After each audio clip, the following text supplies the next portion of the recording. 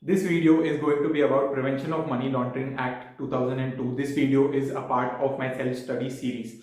My self-study series is all about how you can study the chapters on your own just by knowing the overview. Normally, we tend to make the mistake that we start off from the first page and think that we'll complete the chapter on our own, but that is not the case. So please watch out for those videos.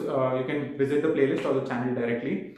To start with, Prevention of Money Laundering Act, as the name goes, you know the objective of the act in 1 second. But we have to understand that the act is not only about the objective, but it facilitates many functions that an act has to do. So, why the government makes an act is to create an authority, is to create a procedure that is how the administration will work.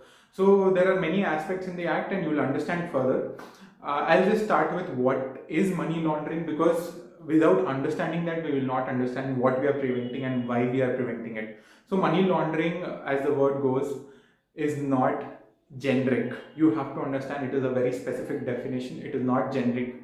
So, hear me out. Any person whosoever is directly or indirectly indulging or is knowingly assisting, is knowingly a party, or is actually involved in the use of proceeds of crime.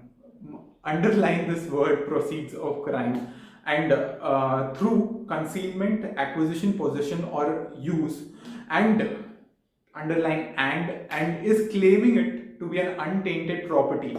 This is what is money laundering. So it's not just a simple definition, we have to understand what it is. First thing, proceeds of crime. What is proceeds of crime? Any property or any wealth that you acquire directly or indirectly through a scheduled offense is called proceeds of crime. It is not black money.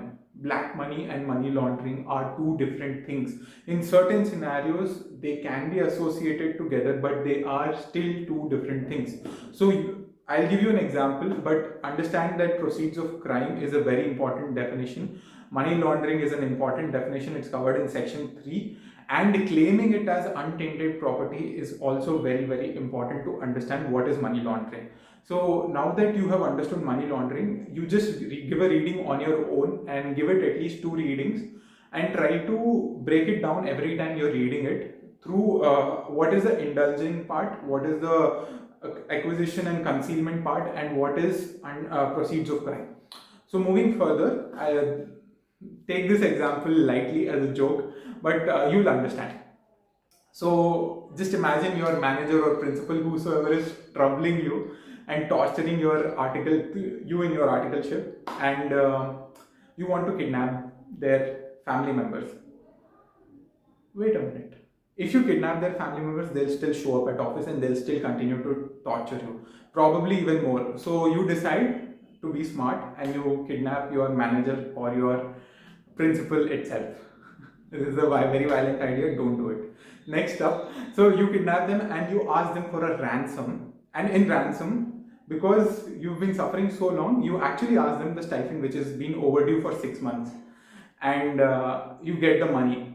So this is a scheduled offense. This is covered under section 346A of Indian Penal Code, kidnapping for ransom. So this is a scheduled offense. Now the money that you have received, which is your stipend, is actually a proceeds of crime.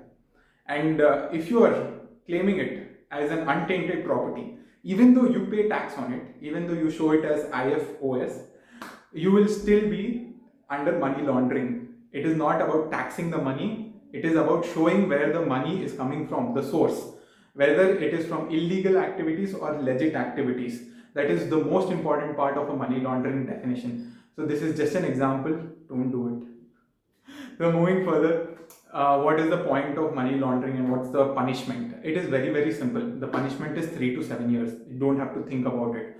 But if you are involved in narcotic drugs act or psychotropic substances, the punishment may extend to 10 years. It is a discretion and the adjudication officer will take care of it. So anyways, that is section 4. What is the most important thing that you will not understand through self-study is that PMLA is a sidekick. It is not the hero of the movie, it is a sidekick of the movie. Unless your crime or your offense is not proved that it is a crime or scheduled offense under the Indian Penal Code or Narcotic Drugs and Psychotropic Substances Act, it is still not a crime and you are still not under the purview of money laundering. For your crime, you will be punished under the Indian Penal Code or whatever act is relevant.